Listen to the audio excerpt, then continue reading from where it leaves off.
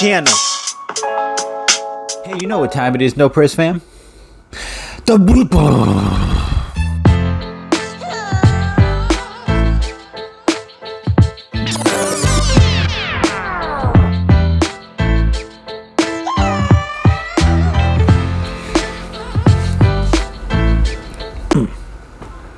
Welcome everyone to another episode of The Beatdown, the segment and channel where two worlds collide. I am your host, Class. And as always, guys, if you guys enjoy our content, you know what you guys can do. You can share, you can like, or you can subscribe to our channel. When you guys subscribe to our channel, you know what you do. You guys are building our empire and allowing us to provide you guys with even much more greater content for you guys to enjoy. And today, entering the Beatdown arena, we have an Image comic character from Invincible going against Dynamite Entertainment characters, the Boys Comics character. So, I know it's a mouthful. I'll be starting things off by representing and talking about the brief origin story of Invincible's own War Woman. Her normal identity, Holly, the CEO of a large successful company located in Boston, and her Shiro name was War Woman. She was an Amazonian who left her home realm to live on Earth and help save humanity from itself. She became a super shiro to protect Earth from threats that are beyond our capabilities, and as a human help save humans from their own mistakes. Her mother never approved her abandoning her home, but that's all we know. Alright, so let's get into the BAF. So all the feats are going to be solely based on Season 1's Invincible's animated series, since I couldn't really look up exactly all the feats in the comics she has accomplished. So let's start things off with the fact that she took on the Muller twins. Nailed one of them with a good hook, being able to make him bleed out of his eye. Threw one of the Muller twins flying with her mace. Worked together with Immortal and another member of the Guardians of the Globes to work on Omni-Man. Nailed Omni-Man with a few of her own hooks with the mace. Took a hard smash to the pavement from the face courtesy of Omni-Man. And was the second to last person to be taken out by Omni-Man with a neck snap. Yeah.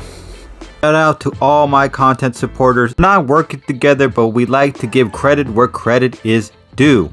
Ivan the Unstoppable for all the knowledge of comic feats. Watch Mojo for origins and for all the background videos.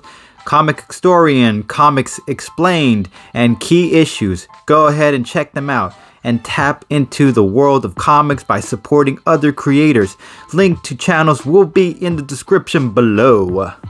Alright, so let's get into the end game. How War Woman would defeat Queen Maeve. Sorry, I lost my train of thought for a second. Okay, so let's start off with the fact that, Queen Maeve's powers come from a bottle. That's pretty cool, man-made. But War Woman's powers don't come from any kind of man-made ability. It comes from another realm. It's another mystical, magical element. And I do believe a more natural-based magic element is much more stronger than any scientific thing we'll ever create, unless Queen Maeve was able to harness powers. It would be something different, but she's not, so it doesn't really help her.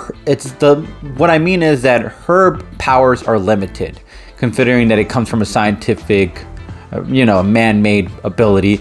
And when it comes to War Woman, her powers are like unlimited because you don't really know where it could reach, considering the fact that it's from another realm. Another thing to consider is also weapon-wise. Her mace is very, very dangerous. I mean, it managed to do some damage to a Muller twin and was able to actually put some hurting on Omni-Man himself. So that weapon is strong in the right hand. So if she manages to get Queen Maeve with any of those hits, bam, left or right, I do believe Queen Maeve is going to feel it, and it's going to feel that stuff really hard. Okay, a couple other things is I'm going to mention the moral compass. I know you're like, what does the moral compass have to do anything with Queen Maeve and War Woman? Well, I'm going to get to that. So with War Woman, if you've seen an animated series, she's not really she doesn't care about the profit. She's not worried about money. She wants to actually do good for mankind. Queen Maeve was in the same department. If you remember during the first season, she explains how at first, she was like Starlight and then she changes her ways, but she used to be the optimist. She used to be the one that wanted to save people and make a difference. War Woman didn't change her path, but Queen Maeve did. She did sell out. So psychologically in a fight, if War Woman wanted to kind of like present herself in a more confident, more justified, moral way, she could kind of psychologically psych out Queen Maeve, since Queen Maeve is a little envious of people who still have that optimism in them, even throughout all the sheer grittiness. So War Woman could kind of put Queen Maeve's self-esteem down just a little bit, just based on that alone. I know that's a ridiculous argument, but that is a wild card argument to be made. Another thing is both experience in fighting styles. Well, let's see here. Yes, Queen Maeve knows whatever fighting styles we've created in this world, but War Woman again has been from another realm. Their fighting style could be several different types of techniques ahead of ours. It could be something extra, it could be something new, it can be something counteracting our countering fighting tactics. I mean, there's just so many ways where War Woman has the experience in other realms to show that her fighting skills are a mystery, which means that she could put the upper advantage in Queen Maeve at one point. Now, the last probably point I'll make is, let's say these two are duking it out and it's a fight to the death, or just a fight to the KO. I'm going to say War Woman's got a better chance of surviving against Queen Maeve. Now, if you keep to mind between the two in the show and in both shows, War Woman was the second to last person to be taken out. She still was able to hold her own against Omni-Man at some point, and getting beaten by Omni-Man or getting smashed in the face or even getting neck snap or beaten left and right by Omni-Man is no small feat. He's kind of like their version of Superman. So if she was able to take a beating from Omni-Man himself, I do believe that she's going to be able to tolerate enough pain from Queen Maeve to be able to put her down before Queen Maeve can finish her. Now, if you remember, Queen Maeve barely survived against Homelander. She had her eye ripped out and everything like that. Now, of course, when you compare, she survived. Queen Maeve actually almost took out Homelander. War Woman actually got taken out by Omni-Man. But at the end of the day, I believe that if you compare, I believe Omni-Man is way stronger than Homelander. So to be taken out by Omni-Man is still a step up compared to Homelander. So I do believe if War Woman was able to take out that kind of punishment, she could take the punishment against Queen Maeve and then finish this till the bitter end and then claim the victory on this end. Alright, and on this side, I will be representing the Boys Comics' own Queen Maeve. And now let's get into her brief origin stories. Taken as a child and experimented on to become a soup, Maeve did believe in her role as a hero until 9/11 happened and an accident where her and Homelander couldn't save passengers crashing on a plane and had to leave them behind. The guilt would make her isolate herself from everyone, using booze and random one-night stands with men to cope with her pain. It wasn't until she finally came around to Starlight that she realized she still has the hero within her. She joins the boys when she discovers Homelander tricked her into sleeping with Black Noir, resulting in leaking images that ruined her reputation as a hero, which ultimately made her decide to take it all down. Alright, now let's get into the bath, shall we? So I'm going to be basing all my feats not on the comics, but based on the live action show portrayed by Queen Maeve, because it's a little more feats than the comics. The comics not too bad. I actually did get a couple feats from her from there, but she's more impressive in the show more than she is in the comics, if I'm being fairly honest. There are some difference, but all in all, Queen Maeve is more badder in the show than she is in the comics, if I'm being fair. So let's talk about her feats. She stopped an armor bank truck just by standing in front of it.